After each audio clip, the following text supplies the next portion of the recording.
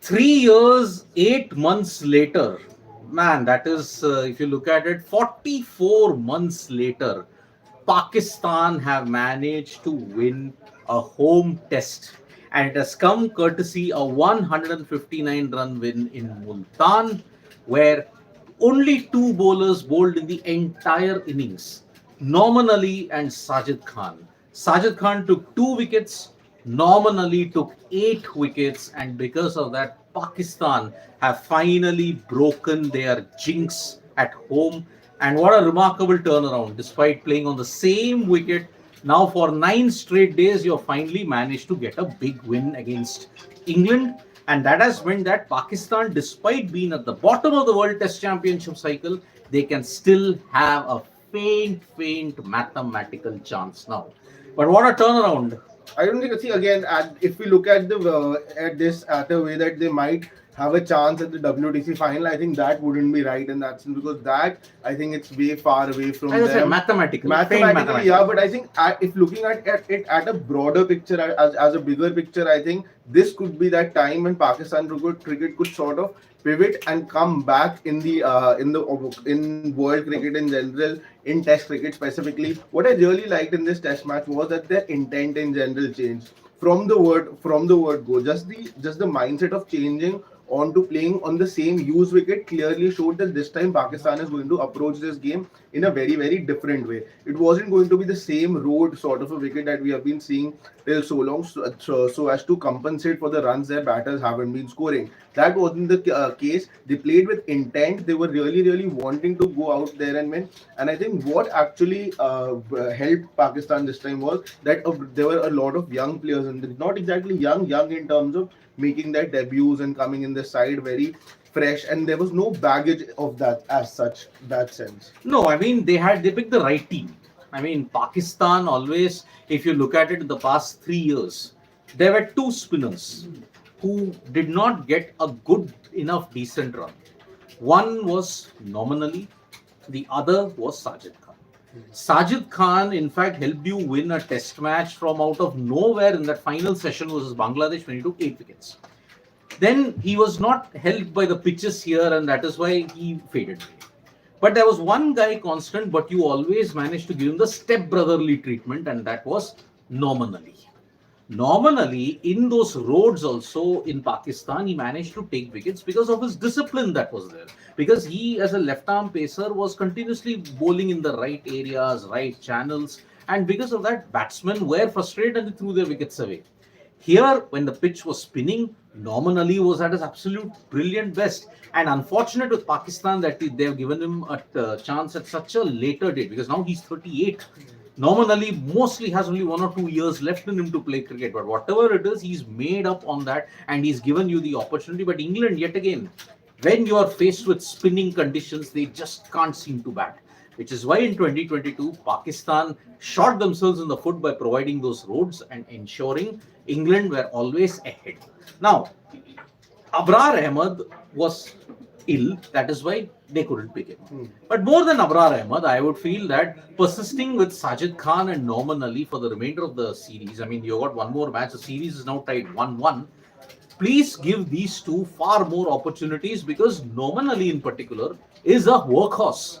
He will keep on bowling, maintain the pressure and ensure that others capitalize on it. Pakistan have been missing that. And that's exactly what you need to do in Test cricket. I think that comes in with experience. Abrar, for that matter, yeah, I remember we talk about what he did the last time England was here. But in general, also, as far as Test cricket is concerned, he's not considered to be the best Test specialist in that sense. Moreover, he's more likely to do well for the country, for Pakistan specifically, in white ball cricket as compared to red ball cricket. Because in that sense, he's a little more flattish. He's not somebody who can sort of bowl whole day and stick to one line and length, but that's what everything happened. But good news for Shan Masood also because he definitely had the sword on his head. If this series would not have gone his way, if this test match particularly would not have gone his way, Shan Masood would have definitely had to say goodbye at least to the captaincy, even though he has not gotten those runs. But yeah, definitely as a captain he would be feeling much more relieved.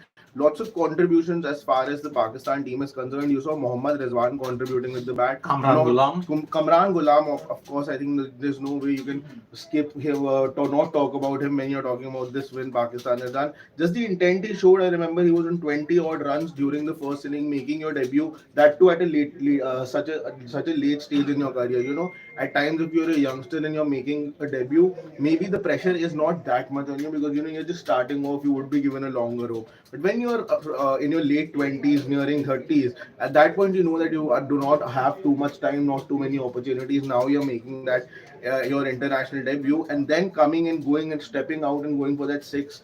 I think it was Jack Leach, if I'm not wrong, going after him at 20 runs. That just showed that he's there to mark his authority and he's there to do well for the cause of the team. I think this time one thing that was very different was that everyone was playing towards a good cause for the team. It was about winning the game and not about scoring personal I mean, milestones. you're talking about Shan Masood. I mean, now the sword will come on Babar Azam because he's been dropped.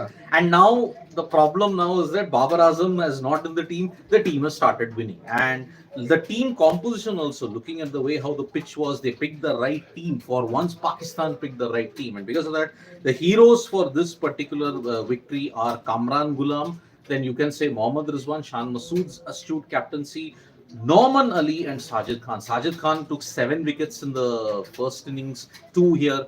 Norman Ali took 3 and then he took 8. So these two are the only guys who got wickets in the entire test match. Yeah. It was a combination of 9 and for Sajid, 11 for Noman Ali. So that's why it's a tribute to what has happened. And to That's what, start off with, Pakistan was definitely under pressure. 19 for 2, if I'm not wrong, yeah. they were 19 for 2 during the first inning. But then that partnership between Saim Ayub and Kamran Ghulam, yeah. and after that Rizwan having a good partnership with him again, both of them getting to good scores. So it's also good that they were out down in this test match and they came back from behind and won this test match. I think last time England went, it was a clean sweep for them. Yeah, This time also they won the first test match. So it's been a very long time that England has been going to Pakistan and continuously winning, but now Pakistan has broken those jinxes. Exactly. So we'll take a couple of questions, which is Priya Sarak Chandra told you, sir. This team that this test in England don't do well in second test because of complacent nature and spin pitches. Can they win third test? And Brook was a spin, and since Stokes is worst player of spin. See, it wasn't complacent. I don't think they were complacent in any stretch of the way. England, they knew the challenge, but yes, spin, they just can't play spin. Simple. And Pakistan has finally come to realize that that's the case. Exactly. So that is the current situation that we are looking at. Priyanshu, Sajid 9 wickets, Norman 11 wickets. This just exposed that Babar as captain was just giving highways. They could make bowling friendly wickets and win. Of course, they could make bowling friendly wickets and win, but the problem is that somewhere down the line, Pakistan lost the ability to give good pitches. Somewhere down those 3 years, Because they that would lost have it. suited them. I think it was again like we were talking about. It was about the mindset they were having. It's Yeah. about more insecurity. It was more about scoring your own runs and securing your position. That changed in Test match, and as soon as they have changed it, results have gone there. Exactly. So that is how we are looking at it. And I can't take one more hero for this victory. Sportsman is saying Kamran Ghulam, who replaced Babar and scores injured. Absolutely. We just highlighted that. Yep. He was the hero that was there. And come on, yeah. Now don't be harsh on Babar at this point in time. Yes, he's had a lean patch, but everybody has a lean patch. What can you do about it? So great win for Pakistan. 44 months of pain ends for them at home. Let's see how they can progress in the third and final test. Now it's the decider at Rawalpindi, if I'm not mistaken, right? Rawalpindi. So Pakistan not had luck there. Let's see how that happens. So thank you so much, folks, for joining us for this live. Subscribe to Sports Today for all the latest news and analysis. Bye bye.